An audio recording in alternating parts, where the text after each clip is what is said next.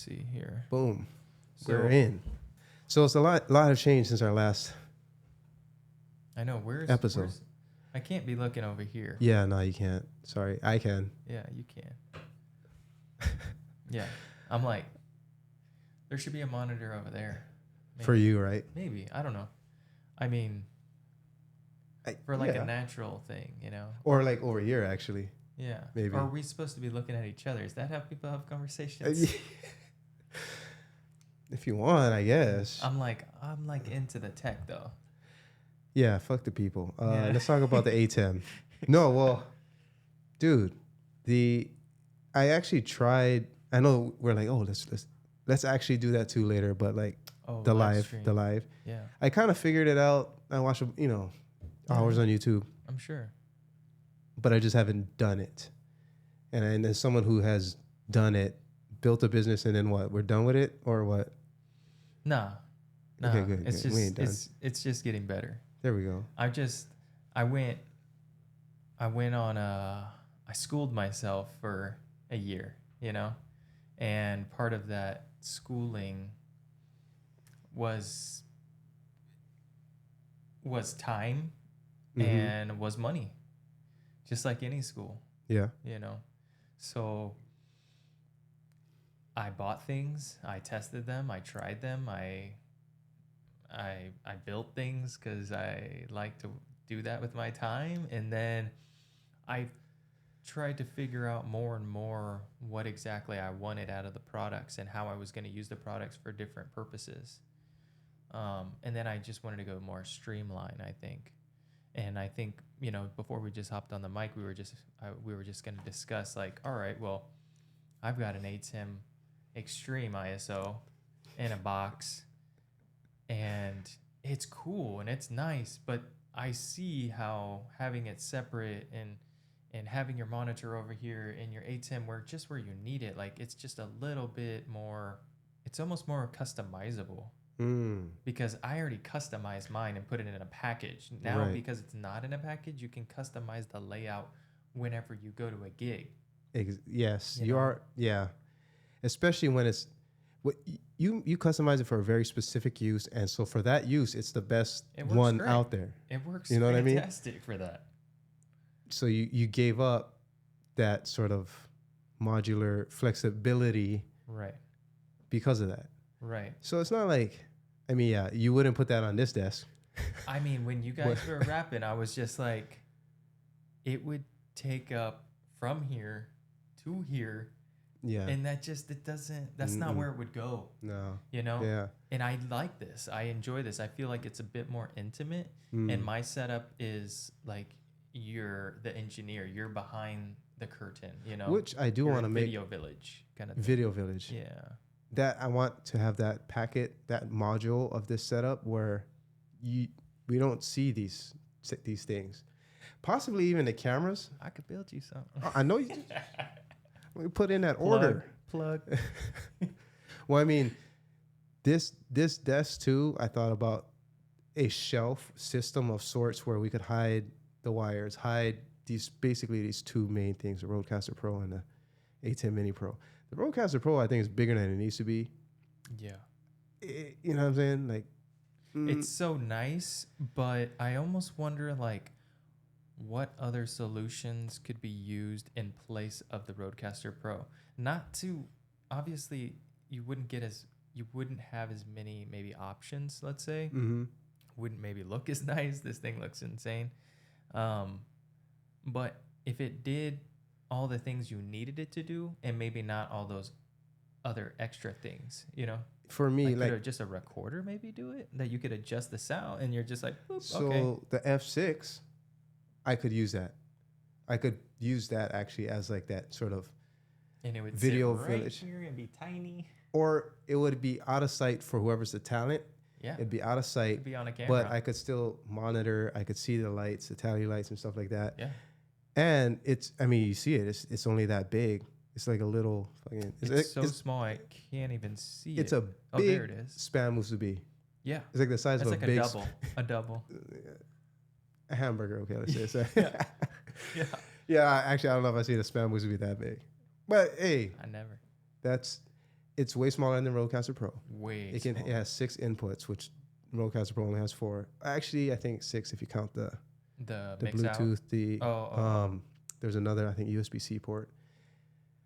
But 6 XLR ins, and it has 32-bit float, which the Rodecaster doesn't. Unless it doesn't, I just don't know.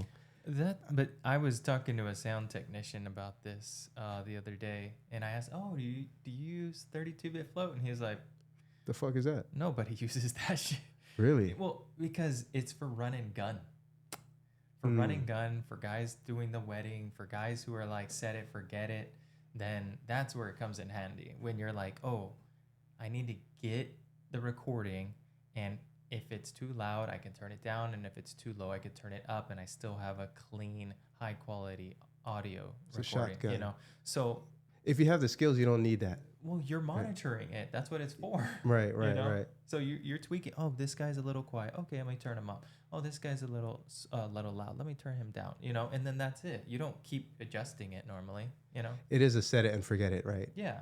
And actually, I was thinking the F6, even the little F2s, like it is more of a backup. Yeah. You know, it's a backup. But I thought about taking this studio on the road, like the most minimal package. Like when I go fishing, I could carry about 50, 60 pounds worth of shit in 3 different bags. Right. Or I could go with like One backpack. maybe just some stuff in my pockets. You know what I mean? The one rod, one reel, some stuff in my pockets. Yeah. I could have a nice 2-hour session.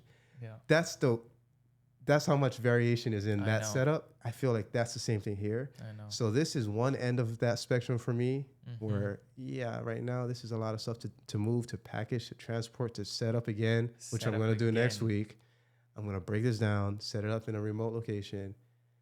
You're gonna have to let me know what time and where. Well, you want to come I through? mean, if I was available, that'd be cool. Yeah, Tom's coming to shoot photos. Oh. I'll hit you up then. Because I'm breaking this down, setting it up there, and then doing this for like 8 hours. Might not make it the whole 8, but Yeah, you know what I mean? But thankfully, DC in powers for these lights. That's going to it, work. yeah. I got my power supply for at least 2 of these, and I have 10 batteries for the other one. So it's like oh yeah. these things. Oh, I got another option for you for those too. For what, power? Yeah. What's up? So I have a 990 battery, NPF battery, that you plug in to a base Okay. that has PD, USB-C out, yeah. and USB out. So it has 2 charging options, and they can be used at the same time. So a lot of times for me, like I might power my camera and my wireless transmitter at the same time. And that's easy. I just use a magic clamp. Yeah. And then I clamp it on to like one of the One of the arms, legs, and then yeah. you just boop, plug it in. DC in. Yeah, I gotcha. And we're talking like, Hours. oh, bro, like what NPFs would go for, like without recording, they probably go like 2 hours, maybe an hour and a half, just on. Maybe, you think? Less. Without Depends what recording. you're shooting to, right? Because if you're not recording, there's a big difference. And if the screen's on or off and Right. stuff like that. So Right. These, I'm going to say easy 5 hours. okay. Yeah. Mm. Maybe more. I honestly haven't even tested it. I'm like for that long. Well, I'll test it for you. Yeah. I Wait. got you. How many DC outs does it have? Like, could it do 3 cameras? No. Actually, and I'm not sure if it can do 2 cameras at the same time. It's more like 1. It might be 1 in an accessory, but Like your we could try. typical rig kind of setup. Yeah, you know, like you'd have one of these batteries for one camera and something else, and then. Well, that would do it because 3 bodies, But I could test it. and I got 2 that I can plug in, the ghost battery thing. I can plug into the AC power.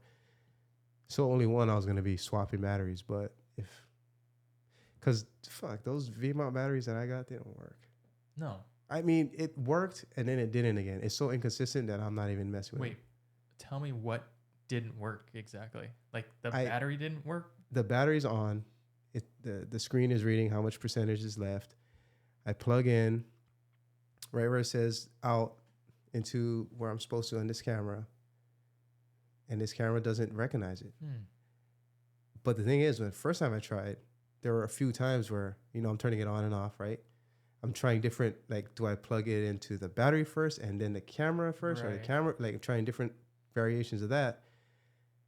And it worked. I'm like, great. Now this angle, this camera can last, you know, as long as For this a long battery, time. basically longer than anything I need. Mm-hmm. And I felt great. And then the next time I tried, it didn't work. So it's that kind of inconsistency that it's like, if that's what's going to You happen, can't afford that. then I'm just going to be ready with batteries Mm-hmm. and other solutions. Well, I have more solutions. Holler. So actually, Matt was the one who told me about the NPF base, Okay. which I was like, all right, I'll check it out. Oh, it's the base that you put the camera body on?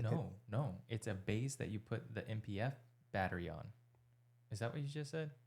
I meant like there's a tripod head. Then I've No, seen no, no. one. Yeah, And then that's what I thought you were saying. Okay. And so I said no, Okay. but So I'm what not is it? sure if I was listening to the words, but I think I saw the picture. So no, it's not a base for a camera. It's not a base for a tripod. It's a base that allows your NPF battery to charge in different ways. Or charge other outputs different ways. Dope. So thanks to Matt, Red Ring Studio, he turned me on to those bases, Ulanzi bases. Yep. Like those. Well, there's so many. Or is that Falcam? Yeah. No, those are Yeah, those are My bad. Yeah, F38s. But But the Ulanzi base for the MPF, Matt was like, "Oh, you should check this out. I actually rigged this up. Everybody wants some more battery." You know? yeah. And I was like, "Oh, that looks really nice." When you start doing research into batteries and charging things, you start realizing, and these are pretty sensitive. The equipment's pretty sensitive. So like you need to give it the right amount of amps, the right voltage, the right wattage, all that jazz, right? So like I'm looking around. I was gonna be powering my cameras with a 30,000 milliamp hour battery that has 5 different outputs. So it has USB-C and it has 4 USB 3s. Okay. That can do a large variety of amperage and voltage and stuff like that, and wattage. So I'm like, oh, these are gonna be. I'm covered, right? Like I could go 8 hours or something crazy. Yeah. But what Matt was saying, he was like, bro, that's like a little overkill, you know, for 3 cameras and then 1 for your switcher or 2. So like you're gonna have 4 of those, and they're not crazy expensive, but they're a little bit bigger. They're more universal, so they can power just more stuff. But all these things you have to hang different ways on your tripods. You have to hang them, you know, they're either on your desk or something. So there are other options. And I have another option that we could try for you on one of the cameras. It's I forget the name. It's like Basis or something, 30,000 milliamp, 65 watt battery bank. So you could power a laptop with it. It's crazy. You have to have a different mounting mechanism. So there's like these straps that go onto like a tripod leg, and then it sits in it, and then it closes. And you can run it. And I was like, okay, that totally works. If that was like if I really, really had to have it like that, then that works perfect, right? But if I didn't, and the MPF battery works perfectly fine, and I can just screw on a magic arm and it's done, I kind of felt like it was a little simpler. So I guess, you know, different needs use different tools. Did you learn all of that? I know you said Matt, but also when you were on set recently, you picking up gems from being on set or what? Slightly different. So Matt turned me on just to the Ulanzi NPF base, which thanks, Matt. The battery bank I found, I believe, on my own, because I have, like, you know, I've purchased a good amount of equipment for live streaming, video, photography, and I'm always looking to be off the grid. You know, I love how you could power stuff just plugging it into the wall, but if you have good clean cable management, and I can be wireless, then I can move my tripods around a little bit easier. I can move my set around a little bit easier. And you just never know when that's going to happen, you know? Especially for what you're doing. Yeah. I mean, things change all the time. And the less people you have involved in your production, the easier you're going to need for your build to be able to be flexible, is how I see it. You And know? for you, what you're doing, offering live streams for events, it's almost, it's more stressful than a same day edit in weddings. Definitely. You know what I mean? Like there is that hit play and hold your breath kind of thing when it comes to same day edits and Yeah. weddings.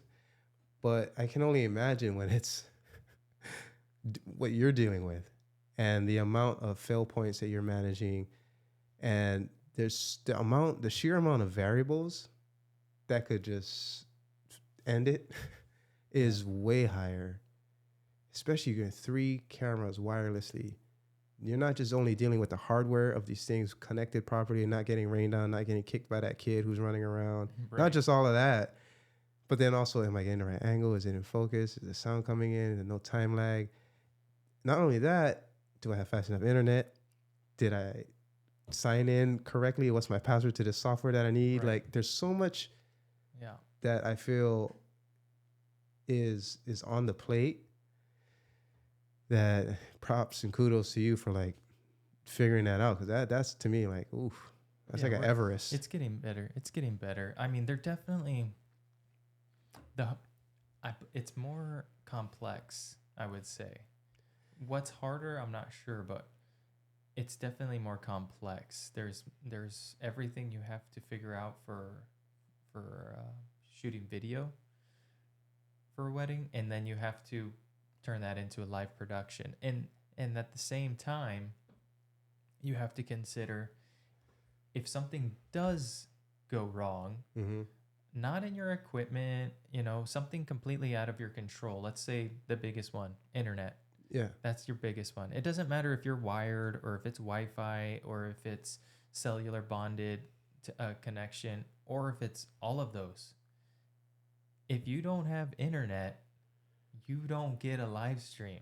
That's it. That's all there is to it. So a customer has to know, and I feel that, and I've learned this, and I thought I made it quite clear from the very beginning, but that needs to be one of the first things you talk about. What could happen, what could very likely happen, actually. What could very likely happen, and what you can get, what you can expect to get if that does happen. You have option A or you have option B. If you agree, this is how it goes, and you agree to these terms, then we can move forward. You know, because it's not just that simple. Hey, I hired you to do a live stream. Hey, I want to do a live stream for you. And day of, we're doing a live stream. It's just not, it's not quite that simple. You have to go set up for a live stream. They need to understand we're trying to do a live stream. And if it doesn't work, we also set up all our gear in order to record video. So we're recording video, we're live streaming, and if the live stream fails, we're still gonna give you either the recorded video or we're gonna give you a portion of your money back. By the way, that link you sent me with your most recent video, I wasn't able to view it, so I do want to peep it. I can show you. It's like this video is not available anymore. Did you click it when No, I sent it? no. Yeah. I figured. Oh, I just okay. thought I'd drop it just in case. Just send it to you but then I deleted it anyway because I was because when you're dealing with something that complex, you have now the benefit of hindsight. So if you could change something from day one, it sounds like it would be that communication with the client, saying this is what plan A is, this is what plan B is, and this is about the likelihood of it happening. That kind of conversation, that communication piece, you think is the biggest gem to date? I think that's one of the most important things. Especially for a business. Absolutely. Yeah. You know, because as a business, you're not trying to trick somebody. You're not trying to get like, oh, let me get that money one time and I'm out. Yeah. You know, like, no. I I want to grow something. I want to build relationships with people, and I want to provide a good service. You know, I'm going to provide the same service that I'm telling you I can provide, and I want to do that same day. You know, that day of, you know, that your event is. But things can happen that are out of my control, out of your control, and that's life. So we need to be on the same page Yeah. when we start, you know, but even before the event, you know. Yeah. And you know what? How much I feel like I'm seeing a little bit more competition as far as other people offering these services. Have you reached out to any of them? A couple have reached out to me just because I've actually, I'm involved in a couple communities online. Um, so I like to see what other people are doing with the equipment that I use. Mm-hmm. Um, and then I'll ask them questions. They'll ask me questions. Another thing is when you're selling things, who's buying? Somebody who's interested in the same thing.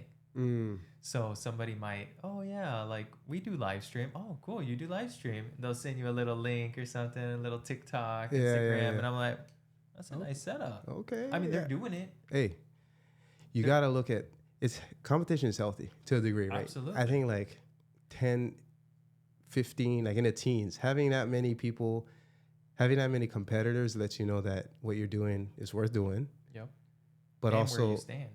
where you stand, there's a big enough addressable market Mm-hmm. to support that many people, competitors, right? But then also it's depending on the level of ego involved, but there's that much more opportunity for collaboration, Oh yeah. shared learning. And so, I mean, for us, like let's say shooting events, not live streaming events. Mm-hmm. Yeah, it benefits us to go and talk to another person who shoots Absolutely. events, right? Maybe even shoot with them, have them shoot with you. There's that kind of mixing sort of what do you call it? Like exhibition games. Sure. You know what I mean? Where, hey, we're both going to do what we do separately together and figure something out, grow from it. So with live streaming, it's like, I feel like the pool is growing because a lot of people can't survive all the hardships that you've overcome to get to where you are, where you're still learning. Yeah. That's a desert, and a lot of people can't cross it. Right. So the pool of people actively doing it is automatically limited by that. So then the opportunities to learn going to end up being like online communities, stuff like that. But like in person in Hawaii, doing live streaming events. That's why I hit you up when I was at that Mono thing, and I was like, Kevin would love this. I started like videoing everything. When I saw it, I was like, bro, we should be doing that. What? It was so timely we because stick 6 of these in. It was so timely. Like this set, what's going on right here is literally what we've been talking about for how long? Yeah, I'm doing it in a bus and you're doing it in the house. It's right, like, and I'm doing it certain places. Yeah. So it's like, I know what that is. I know what that is. I know what this person's doing. It is more resources because you saw how many people were there. Yeah, it was a big thing. It's a thing, dude. It's a people, thing. People misunderstand live streaming because you can do it on your cell phone. Before, how did you ever see a live stream? It was on television. Games. Yes. A football game. A live holiday performance. Events. News. That is all live streaming. Live stream broadcasting. That, like, yeah. People sleep on how it's so common that they don't realize how difficult to start it. Well, in the production that it takes in order for you to do that, they're like, oh yeah, it's a live stream. I could do it on my cell phone, right? It's like, look, you can do a lot when you keep it simple. When you have one camera, let's say you have one phone with a cellular connection, you could do a lot with that. You're flexible, I should say. Yeah. But when you want more production value, when you want the quality to be higher, when you want different angles, when you want more security in your stream, there's so much that goes on that is just not your cell phone. It's like, you think these these news companies, they just like bust out their cell phones? Like, they got a van that's sending all this information from the camera to the van, from the van to freaking, towers, satellites and towers, and like, well, and when you're hiring someone to do that for your wedding. It's a big deal. You're hiring someone to do a news broadcast of your wedding. Exactly. And it didn't go perfect. My bad. I got you though. I recorded it. exactly. Yeah. See that's and you communicate that up front. I feel like boom, no problem. Yeah. Having a live stream production is, I think, in the forefront of everyone's mind now because of the current events. That connectivity, instant feedback connectivity, Yep. has become normalized at a much higher rate, much higher pace, frequency than it was 2-3 years ago. So Absolutely. like there's that going, but then the part about becoming a creator, you can participate in it being a consumer, but there's not too many people who participate being a creator. Right. And so being a consumer is so easy and familiar that ease and familiarity kind of finds its way over like, oh yeah, same thing on that side, or like creating it. But no, No. that Because game, then that anybody news, could do it. yeah. Everybody would do it. You know, like it's not as easy as you think. That's for sure. I don't think that. I mean, this was not easy. I wish This is not you even could live streaming. see what So actually, this is he's referring to. I want a different, wider angle that shows the set. Oh, that'd be cool. Which is, I can do that with one of my GH5s, or even, I can even, there's a way to actually tether this too. So I could just pick up my phone and do that. Yeah, Then I you can was see just what my- thinking of that on the way over. Rick, Yeah. I was like, this could be the fourth camera. What if we were live streaming, or not, but recording, right? But let's just say for the sake both, Yeah. and then also live streaming on our phones to like a social media platform. So like you hype it up on the phone, hype it up like your friends or whatever, or your business Whatever, your connections. audience. Like, hey, Everybody got an audience. do you guys want to see what we're up to? You know, Ooh. because it is like real time BTS, You know but what? it's also like you get good at something by practicing. Bro. And that's what this all is. You're doing it, but it's also practice, you know, repetition. You're putting in the time, you're putting in the hours. So you could boop, like, boop, hey guys, this is what we're doing today. We're doing a little BTS. We're actually doing a live stream. No, I said, wait, how do I flip the camera though? I said, you can't talk about it, you got to be about it. Wait. Can't talk about Is it. it? Oh, hold up. Oh, are you live? I am live. Oh, shoot.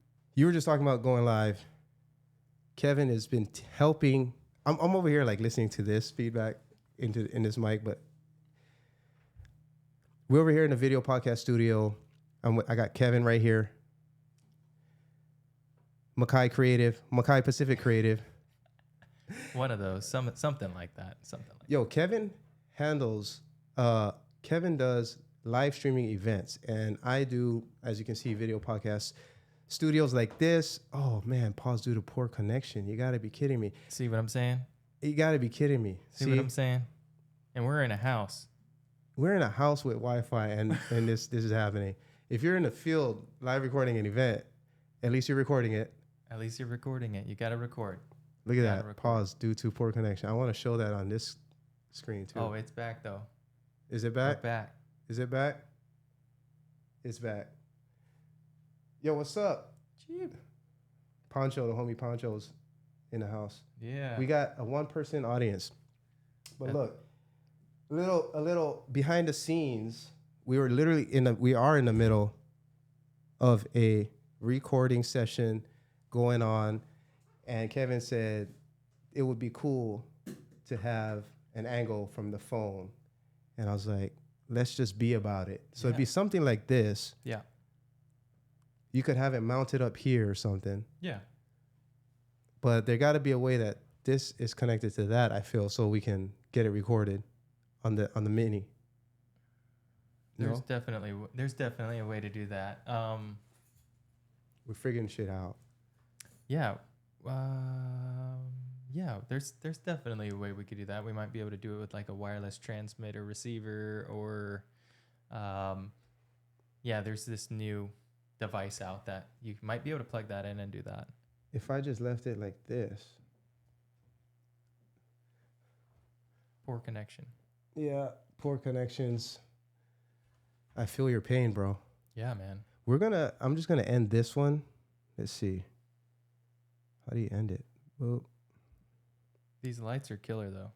When I see setups like this, well, actually, yeah, when I see setups like this, the one that you showed me the other day at the conference, it makes me not want to sell my ATEM. that is an incredible tool. Yeah. It is. I mean,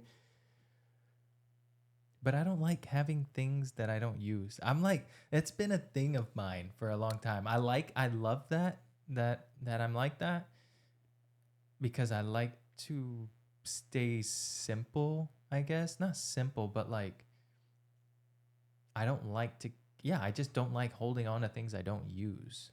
I like to move on, keep the spaces clean and clear as possible, light as possible because we have a lot of gear, so it's like then I have more and I have more and I have more. And so then, like, to me, I think it's actually more of a psychological issue that I like to keep my mind as clear as possible because there's thousands and hundreds, like, there's just so much going on all the time that once I have more and more things, then I'm just like, I'm not using it, like squirrel brain. Yeah. Oh, for sure. Squirrel. What?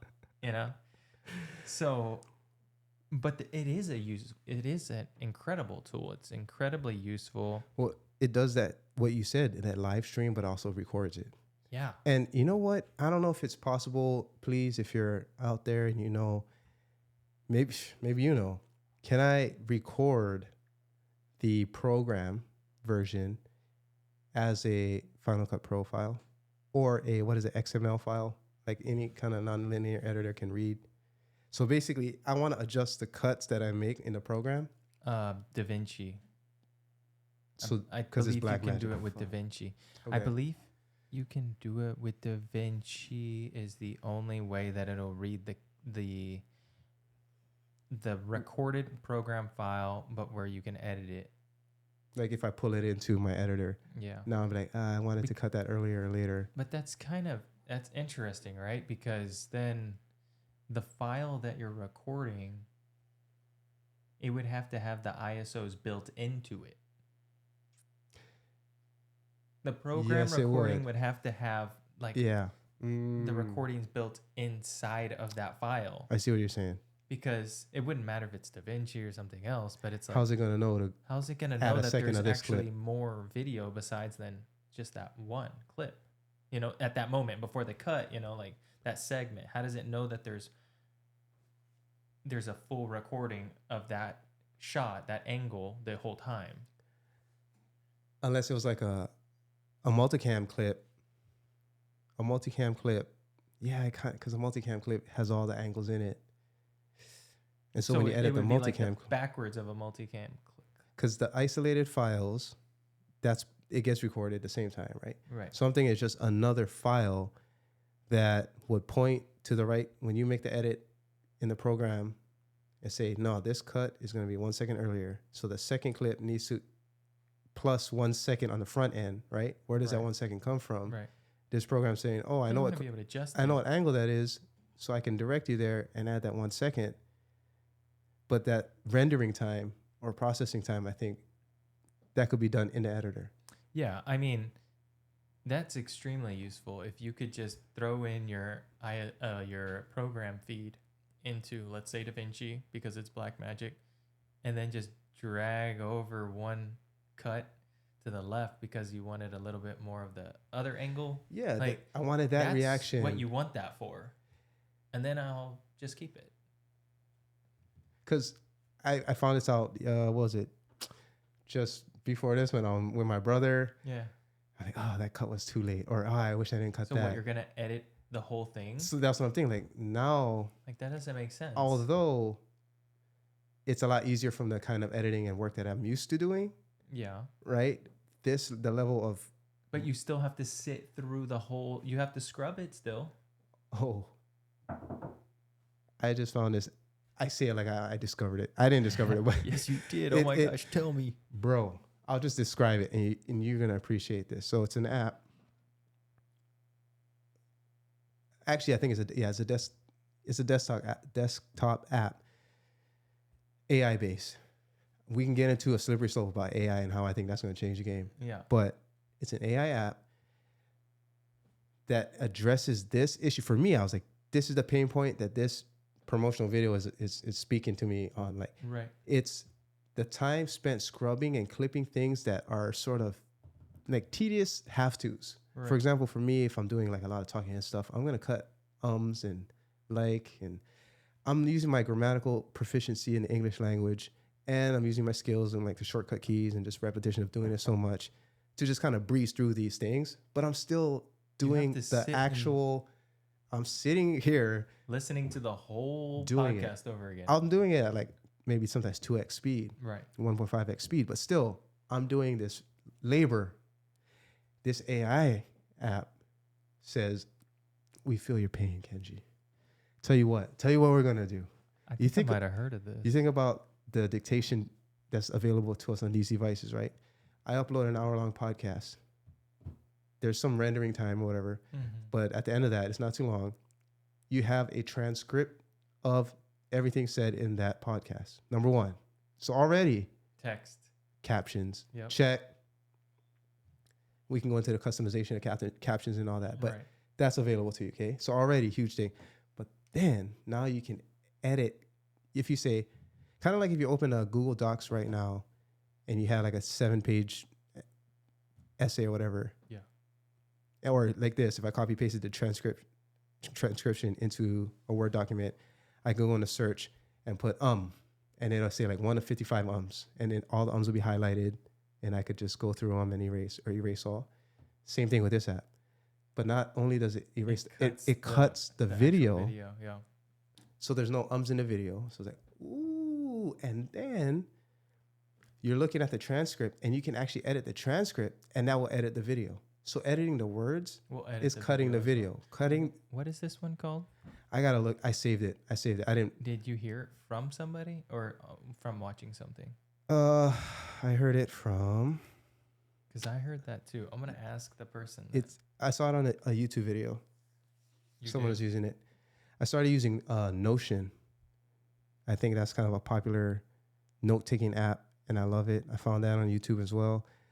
But this particular video, I saved it right here. Boom. I wonder if it's the same one. I'm checking in right now. Wait, you already got the name of it? I'm getting it. Descript. That might be it. Not only that, I don't care. I'll throw money at that and use it. Yeah, I just sent it. We should. That's something like. But think about leveraging the AI to do something that replaces and makes. You're adding so much convenience, and more than that, you're saving so much time of the people who are doing this tedious, laborious task that is really a drain on the skill of that person. Like that skill is not being used. Nobody wants to do that. No, but everybody has to. Everybody has. We have to do that. If you want the same result, you have to do it. If you do not want all the extra ums and ands and pauses, if you want clean video and audio, you want to take that out. I mean, that's what editing is.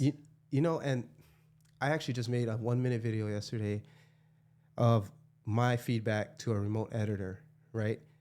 There's a remote editor that we recently hired, and I am giving him the instruction on how to continue doing what I've done. And part of that, I realized this process has made it clear to me, but this is a language. This is a communication tool. And so it's going to take some time, and which I was ready for. I wasn't like, hey, week 1, ready, off to the races.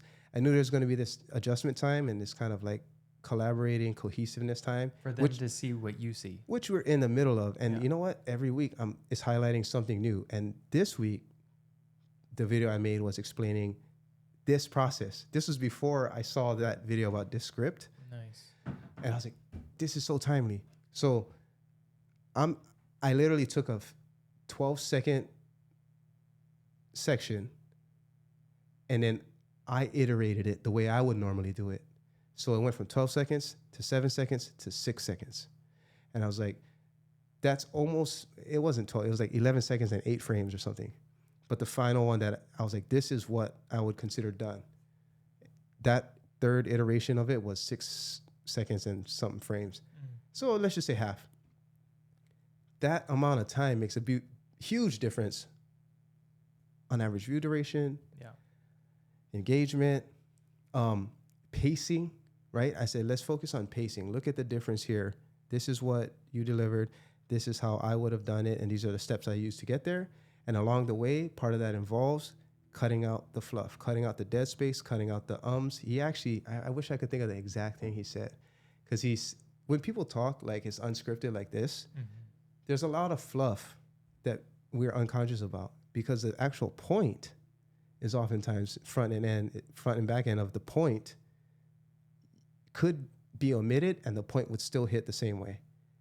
And so I felt like I was almost leaning into now I'm an English teacher again, right? Like, what do I cut? He's talking the whole time, but you cut it here and there. And I was like, well, listen to the 6-second version, listen to the 12-second version, and tell me if the meaning that he's communicating is still coming through.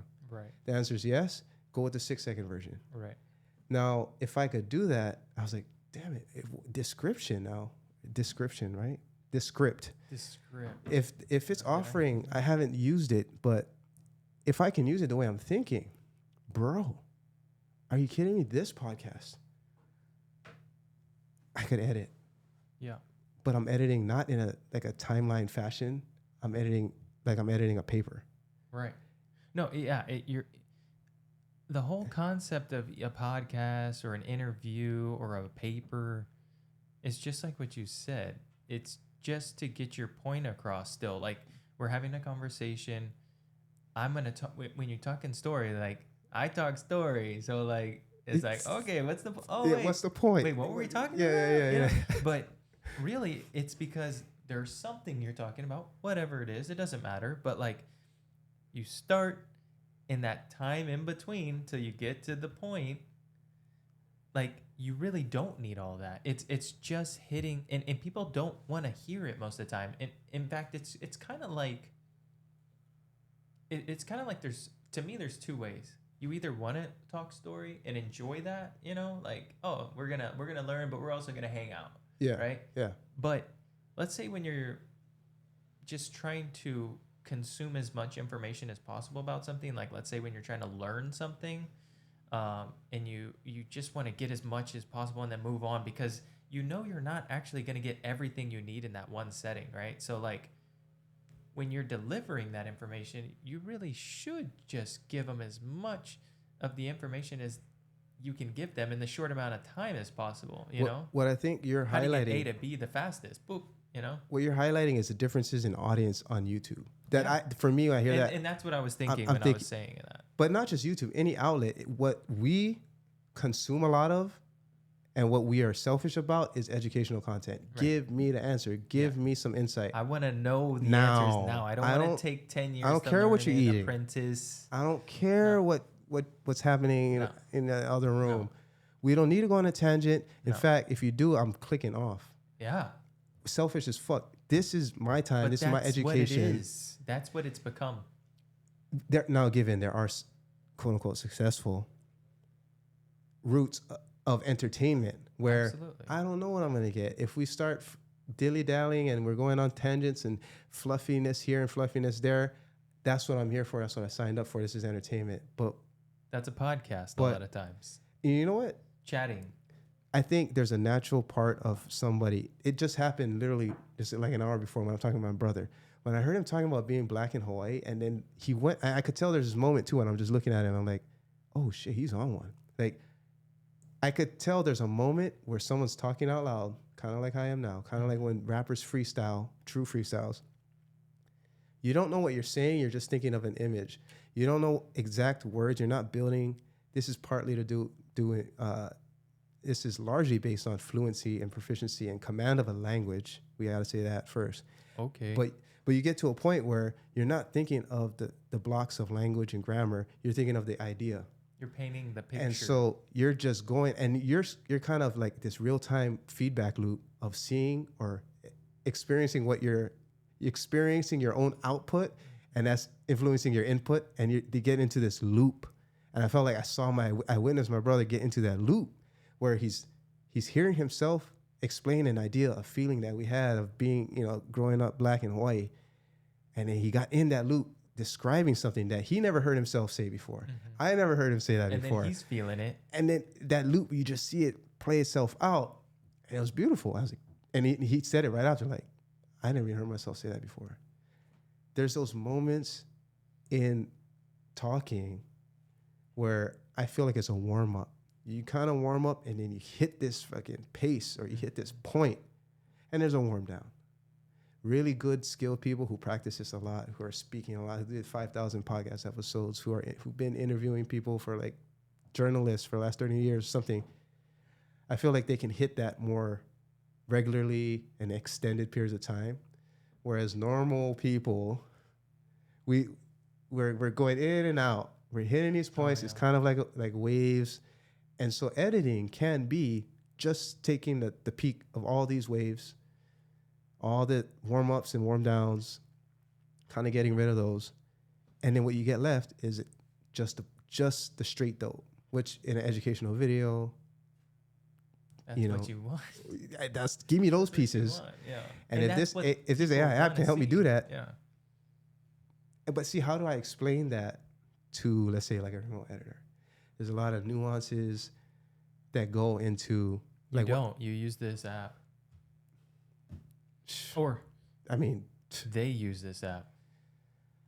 Forget you. You say, familiarize yourself with this app. This is what we're using now. I'm sure there's probably a way to collaborate on this app, right, with multiple people. It's probably just part of their pricing plan. It's somewhere. Fiverr had a job. Now they out. Shoot. I'm going to show you this real quick. So, who's this?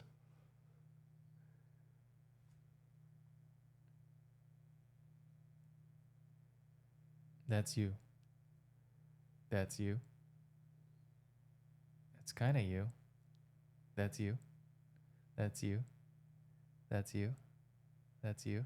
I mean, that one looked a little different. But a little medieval steampunk me. Like maybe like an older you. That's like you in New York. You're a writer. You're a lawyer. Just looking fresh. Look at that. There's two of me in this one. All of this is AI generated. Look at Malcolm X days. Look at. There's Kenji in the civil rights movement. AI generated. Tell me. Yeah. No. Okay.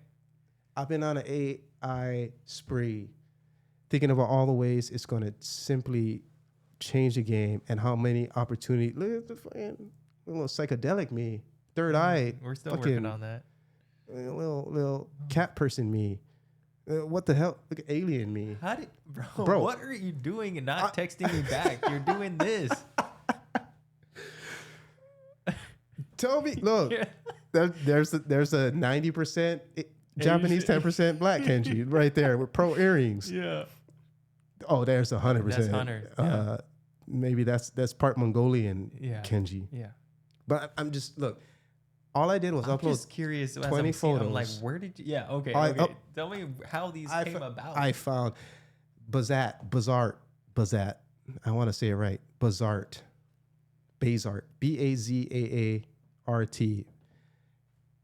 Again, just doing my due diligence as a media creator. Right.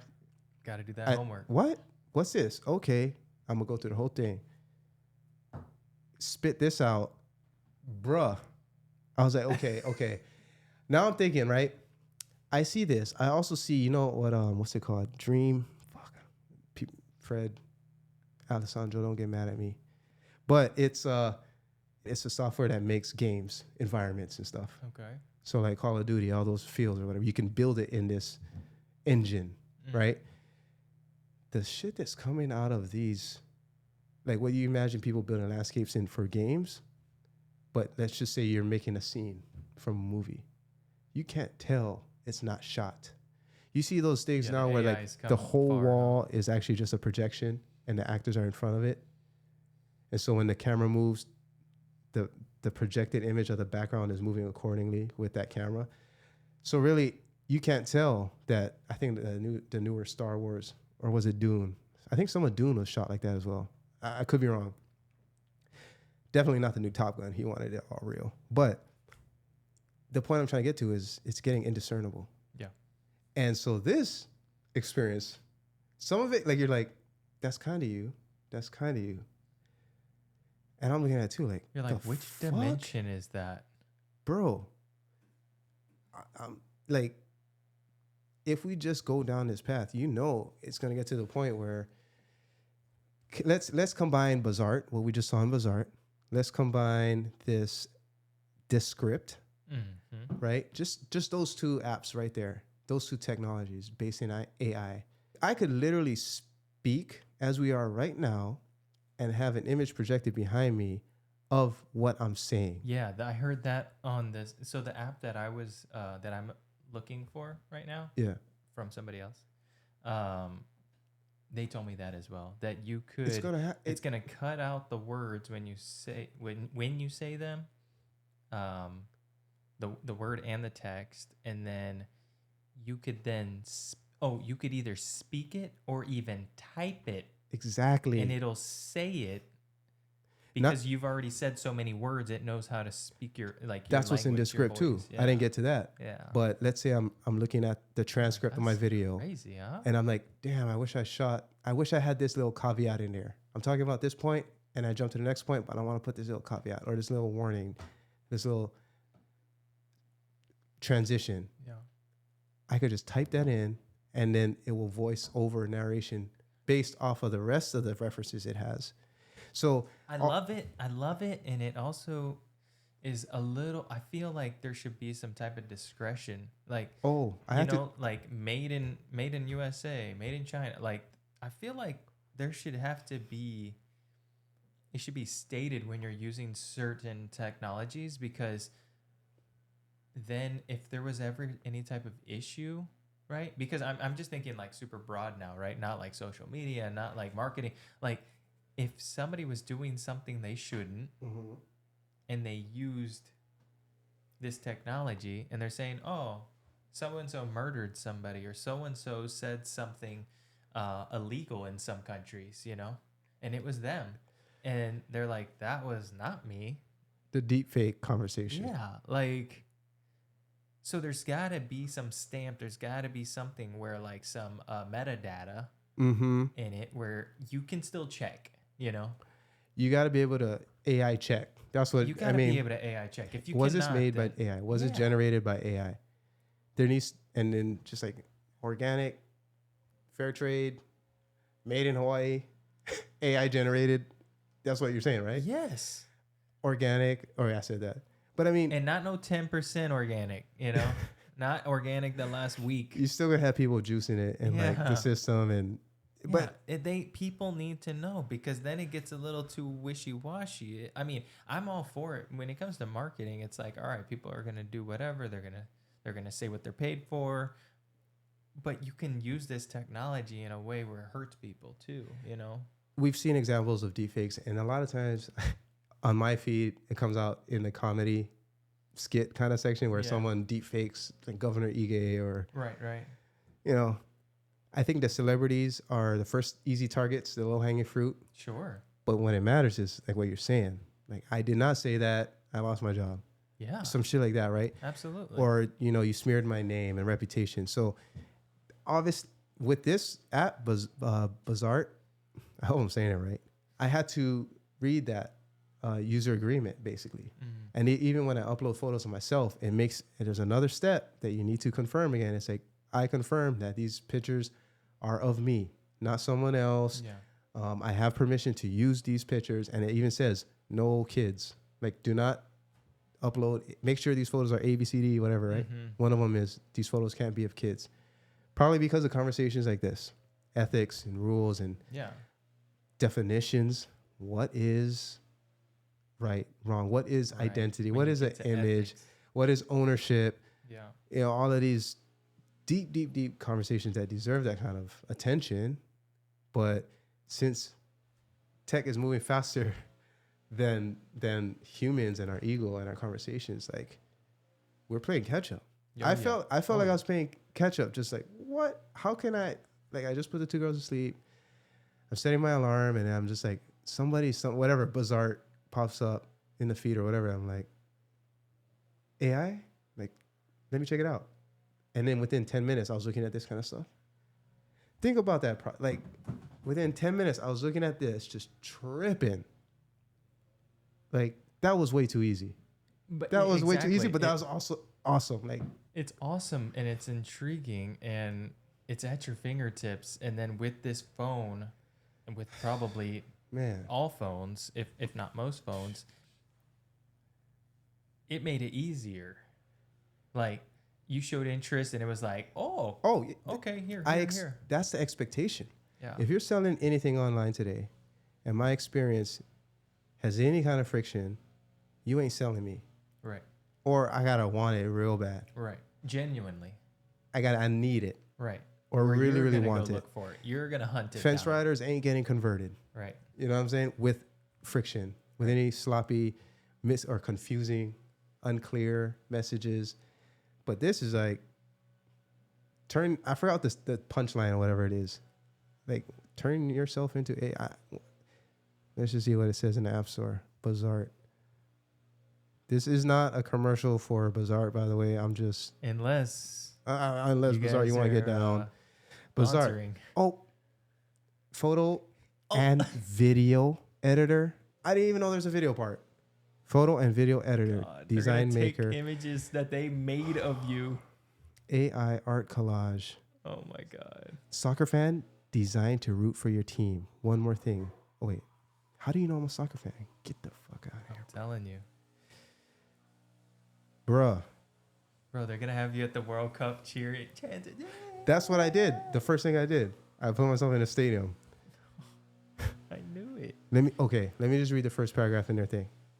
Bazaar is an award-winning app that lets you create beautiful designs with your photos and videos as soon as the landscaping guy wants to pass outside.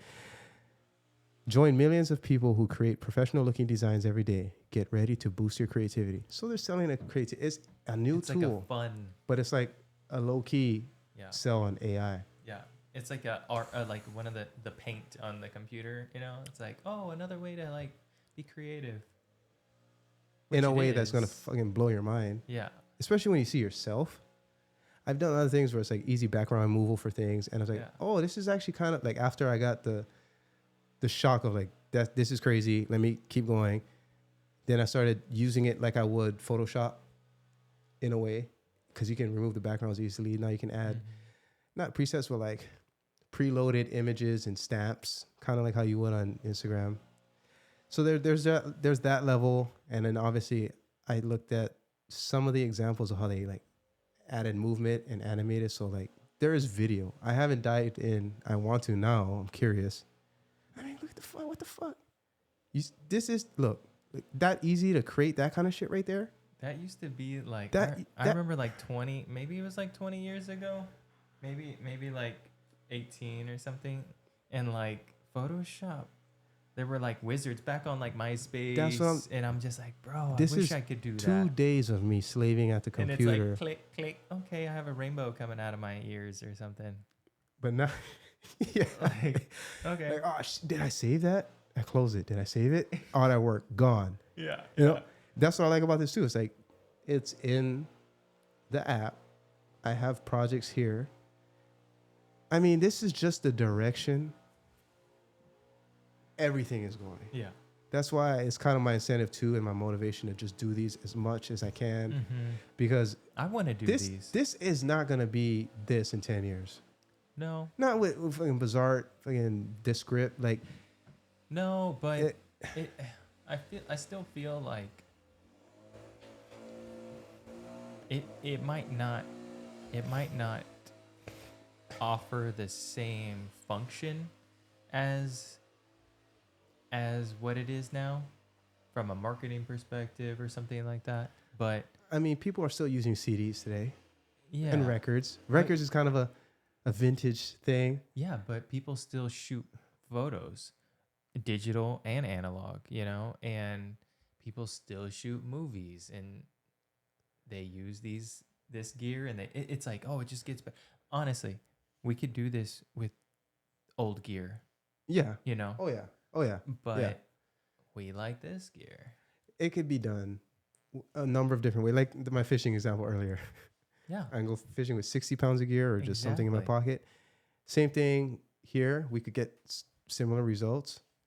The thing that excites me is that leverage point where what I used to spend my time and energy on is now free to increase my skill, to get better, Hmm. to it's affording me that time to maybe take that what I would spend 5 hours this week on doing. Now I can do something else that Exactly. might ignite a new path. Like that's what excites me.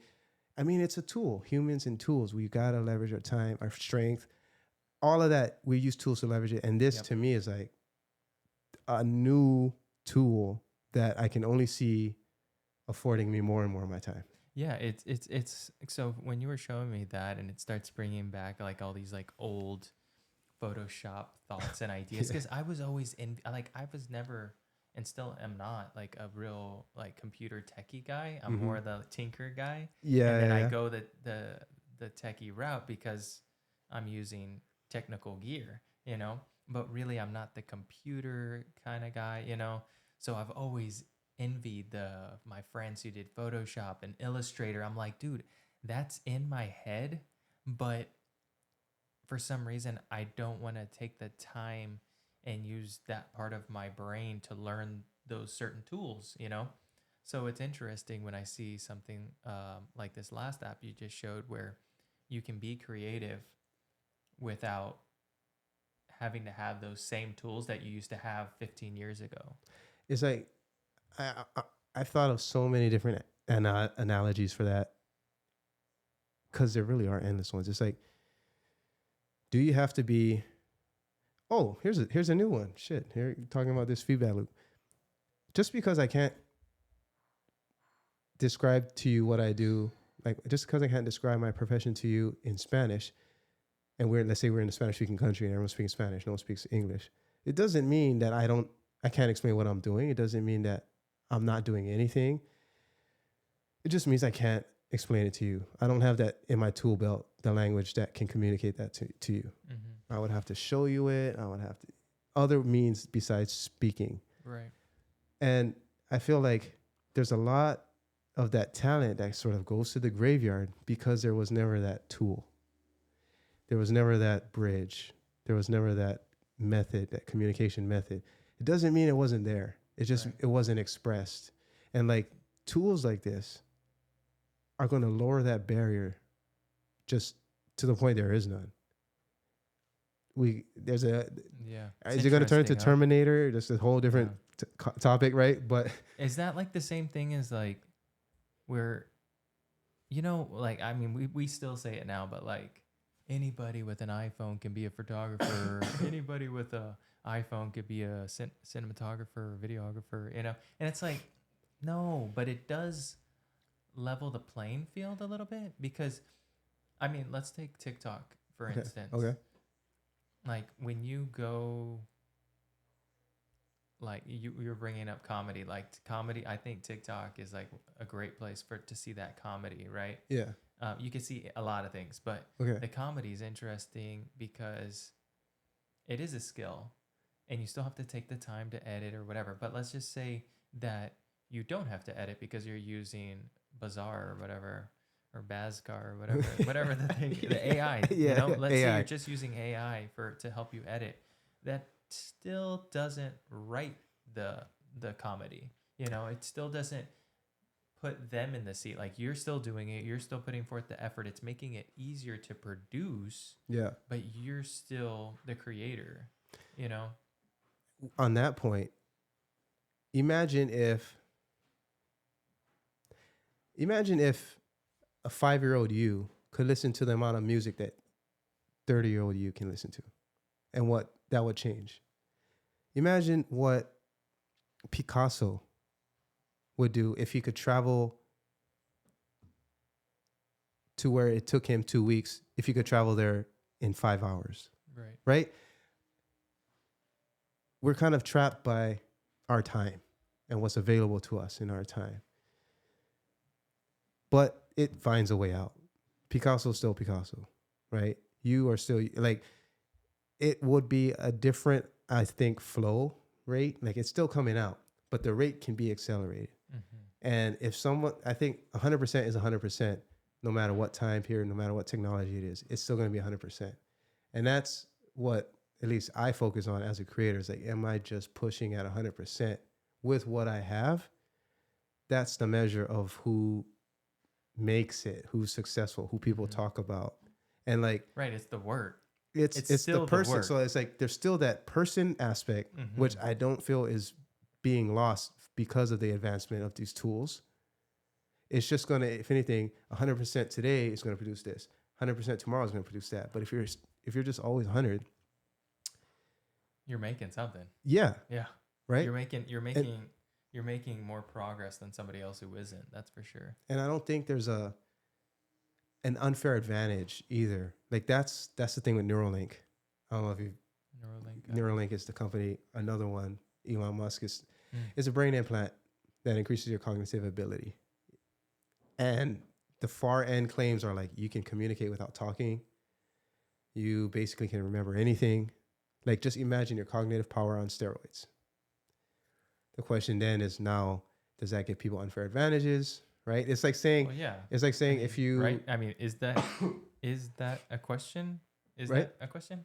Well, does then if it gives you everything you just said it does? Yeah. I mean, yeah, sure. But what if you were in a company where everyone had that level playing field? It's like, of course, but your company as a whole will have an advantage. Superior. Yes. Yeah. So there's always a bigger stick is the argument. Yeah. I mean, yeah. In history, someone has a bigger stick. When it comes down to fighting, like who got the bigger stick? That's kind of how it is. Right? That I feel is an unescapable universal truth. This is not necessarily a conversation about beliefs, right? But I think what it highlights is technology. Where does it start and stop? Where does the creator start and stop?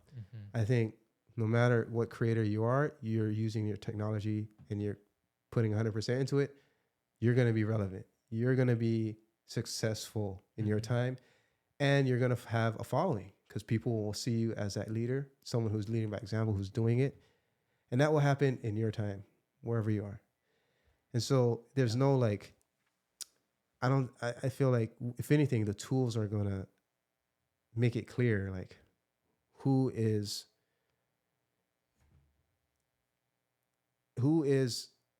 it does change the size of the pool, I think. Yeah. It's kind of like that's why I love soccer, and it is World Cup season. So that's always on my head right now, especially now with today's game. It's crazy. Just like yesterday's game was crazy. But did Costa Rica or Germany win? Both of them are going home. Yeah. Germany won, but it wasn't enough to make it through. Dang. Yeah. Japan won that group. Shout out to Japan. Nice. Ronaldo, right now, let's say he's the GOAT. Maybe he's on his outro, but let's just use him. Cristiano Ronaldo. Imagine how many Cristiano Ronaldos are out there who just never had, their parents just couldn't buy them shoes. Maybe they had to work, so they couldn't go and play. Maybe there wasn't enough fields. Maybe they grew up in someplace where the ground is covered in ice 10 months of the year, right? There's that innate power, potential that is expressed based on the environment. So there's that balance and play there. Sure. And I'm including technology in the environment, right? That's part of the environment. So it's like you could give the best environment to a lesser potential and see it equal the greater potential in a lesser environment. This is just another piece of that. This is going to be a huge part of the environment moving forward in this creator's environment. And so on the creator side, I think it's an advantage for those who have, let's say, less potential. There's a lower barrier to entry. There's less pain points you got to go through. You're not going to be cutting out the ums in this 1 hour podcast the way I was anymore. You know what I mean? So you don't even have to, you can skip that. And old heads will say, no, you don't do it. That's the old way. You don't learn, you don't have enough grit. You got to grind through it. It's like, I don't see you cutting ice out of the river and bringing it back for your cold beverage.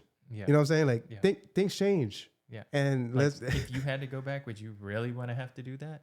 Right. You want to work harder if you could work smarter?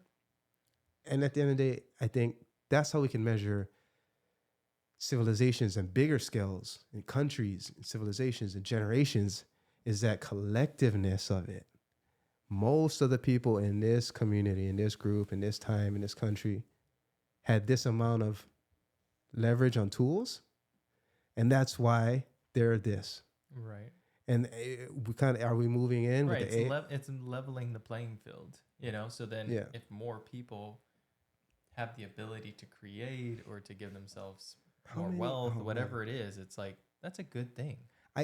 To the earlier question, like I do think, what was your question? Like, are there more photographers because there's iPhones? What was it? Yeah, you know, like people are like, oh, anyone could be a photographer if they have an iPhone. It's like, I mean, maybe. Technically, yeah, because you can take photos. Yeah. Right? And that's what every photographer.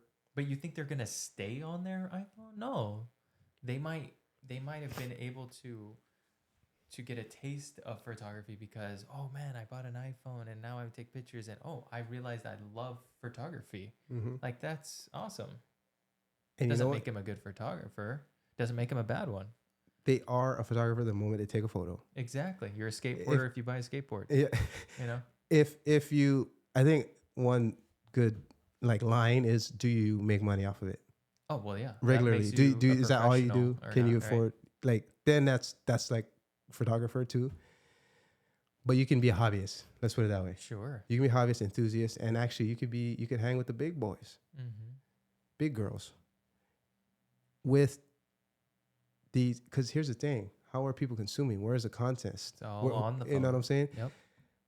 So, I think it's like the conversation about hip hop. It's not that it's not the same or that it's new or that it's different. It's just another time.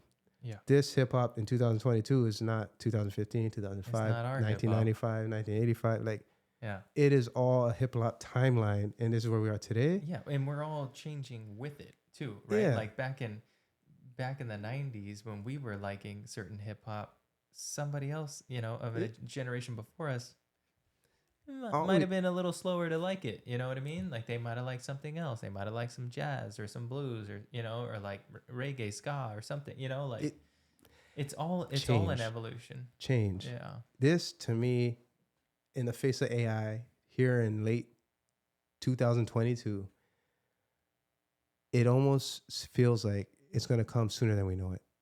Yeah. The way I was affected, like seeing my pictures, I was like, you got to utilize it, okay. You know? I felt like I got to run towards it even faster. Right. That's what it means. I felt that little, like, the inner bitch or whatever, like you want to call them, like scared and putting up red flags and thinking of worst case scenarios and having that defensive mechanism. I acknowledge that part, but then I was like, I want to run towards that. Right. I want to use, okay, there's video too. I want to check that out. Can I? And then I proceeded to use that app for like 30 minutes or so. And that's just one app. That's just one face of AI today. Right. When it becomes relevant to how I make money, for example, what I'm doing. Well, when you can apply any of this, make it easier, faster, better, like make it give you more time. I mean, it's like, that's a no-brainer. It's mandatory. It's mandatory. And do you buy Bitcoin when it's at 60,000 or do you buy it when it's at 5,000 or at $1? Buy it at $1. You know, it's kind of like this stuff, like, but like, instead of like, it's still valuable. So like you see if it's valuable for you, and if it is valuable for you or could be valuable for you, you get in early. So then you adopt it, you know, and then you include it into your workflow. And if it isn't valuable to you, then you move on. But I like that. Get in early. Get in early. Get in early. Yeah. I love that. Yeah, get in early. I love crypto. I'm a crypto dude. Winner. Crypto winner. Winning.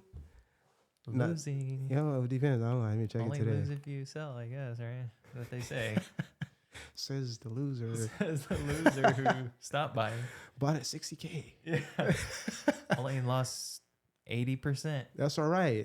I didn't lose. It's not a loss if I don't sell. Exactly. It's true. It's true. I'm just not going to gain for a while. Going to be like 5 years later. Yeah, I don't. Finally. Shit, now it's $2. I know. Do I buy more? Yeah. Just keep. No, I'm strengthening my position. Like just DCA, right? I don't know. Just buy camera. Hey, let's take a quick break. Yeah. I'm gonna stop it here. Stop.